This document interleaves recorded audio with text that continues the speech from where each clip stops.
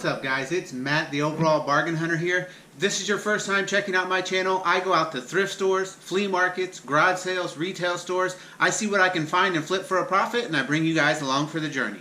If you like this video, make sure you hit that like button, subscribe, and check out some of my other videos. In today's video, I'm going to be talking about some of the most frequently asked questions I've gotten as a reseller. Hopefully this is some good information if reselling is something that you want to go into. Either way, I hope you enjoy the video. Let's check it out. So I started reselling full-time just over a year ago. That's when I left teaching and I started doing reselling as my main source of income. And these are some of the main questions that I've been asked over that last year. So the first question that we're going to talk about is fees and shipping. So a lot of people will ask me, why do you sell on eBay? Doesn't it bother you that all of the fees and shipping come out of there? You're not making as much money as you could make, things like that. And so what I have to say is, yes, when I first started selling on eBay, I did have to get used to the cost of the fees and the cost of the shipping. And I've talked about that in some of my earlier videos. And even to this day, sometimes I'm like, man, that's a lot of money in fees, or I wish that I could have found cheaper shipping. And so of course it does bother me to an extent, but that's the cost of doing business.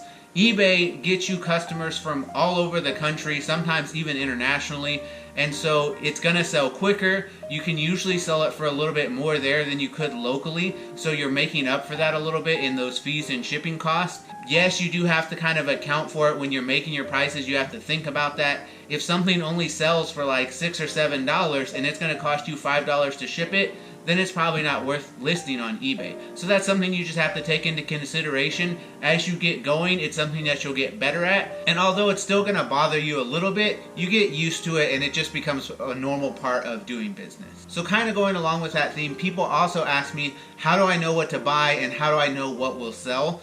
And the reason that I say that goes along with that is because I use eBay for that a lot. And I've talked about that in multiple videos, looking up sold comps on eBay. It's really important to look up those sold comps. Now, sometimes I'll still buy things without looking up the sold comps, or even if I can't find great sold comps, because I know that it's worth it. But if it doesn't have good sold comps on eBay, sometimes you're going to sit on it a lot longer, and if that's not something you're willing to do, then use those sold comps to help you out. No matter what, it's still a little bit of a guessing game. So yes, as you get going, you're going to know what sells a little bit better for you. So there are certain things that I know if I came across it again, I would 100% buy it because they sold so quickly on eBay. But a lot of the other things, it's still kind of a guessing game. I take a category, I know that I've done pretty good in it before, so I'll keep trying that. There's other resellers out there that do a lot better with other categories than I do. Like a lot of resellers resell shoes and clothing and things like that. And I've not done great with those categories, and I know if I continue to do it, I would figure out what sells best for me.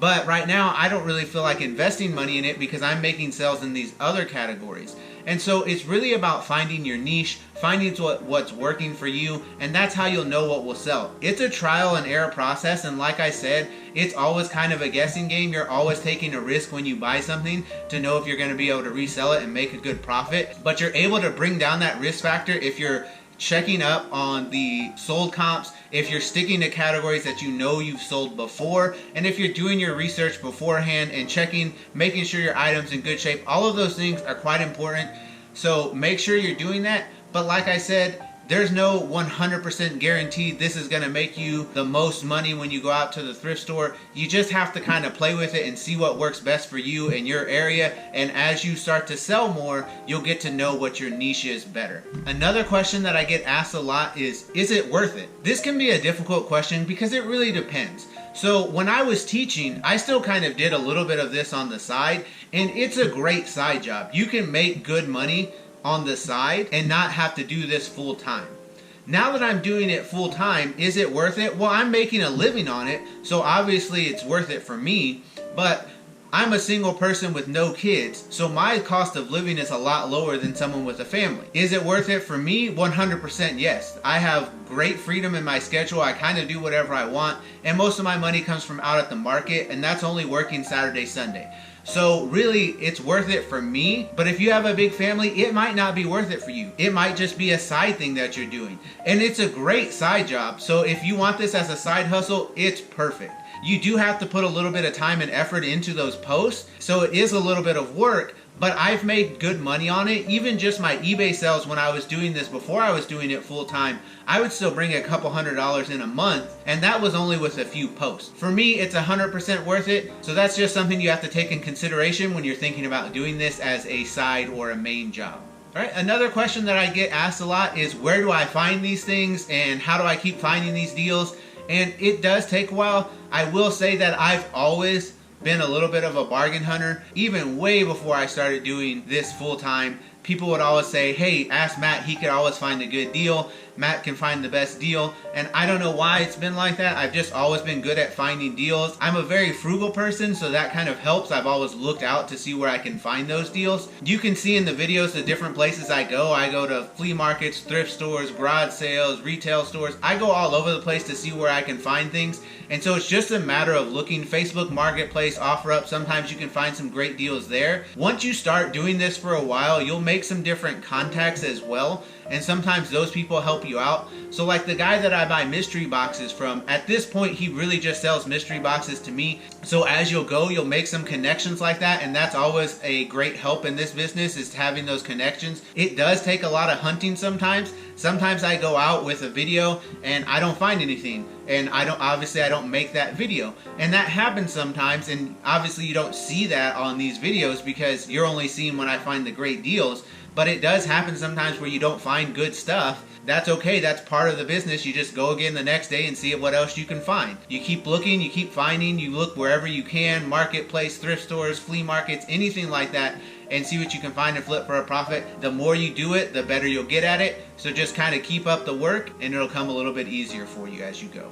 So the last question that we're going to talk about is kind of a multi-part question. So people will ask you to post things for you, or they'll tell you they have something that they want to sell, what's the value of it, or they'll ask you if you want to buy something from them. Sometimes that works out well, like I said, and having those connections, but sometimes it's not a great deal. So as a bargain hunter, I'm looking for something that I can get for really cheap and then flip for a profit.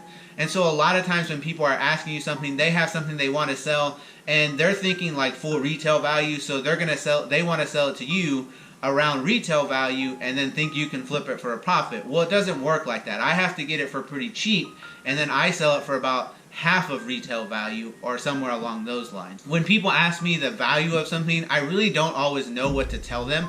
I can look up sold comps if it's on eBay and send them that information, but if it's not there and if they've already done that, I really don't know what to tell them. So sometimes I just have to tell them I'm really not sure, that's not something I sell, or here's what I found on eBay, I would probably list it for around this price. And I don't want to disappoint anybody by just like telling them outright I have no idea, but at the same time sometimes I really don't know, so I don't want to give them bad advice or a bad value.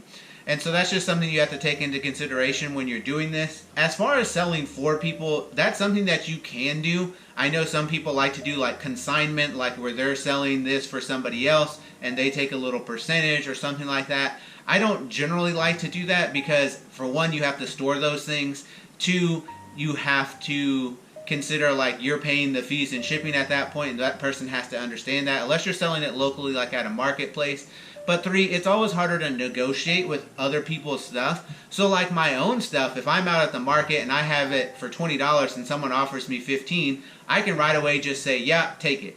If it's somebody else's item and I have it for $20 and somebody offers me $15, well, I might not be able to take that, or else I'm losing my end and I'm still giving them the money and I'm not making anything, which in some cases is okay. You just have to take it into consideration who you're selling for and what you've worked out with them as far as that goes. But it's something that I try to avoid in general. I'd rather just sell for myself. It makes things easier. You avoid the kind of restrictions and stress that comes with working with other people. Those are some of my frequently asked questions that I've gotten asked over this last year. I'm sure there's some that I missed out, but hopefully you guys enjoyed this video, and hopefully it's some good information for you if you're looking at going into reselling. If you're not following me on Instagram, make sure you follow me there. There'll be a link down in the description below. That's how you can keep up with what's sold.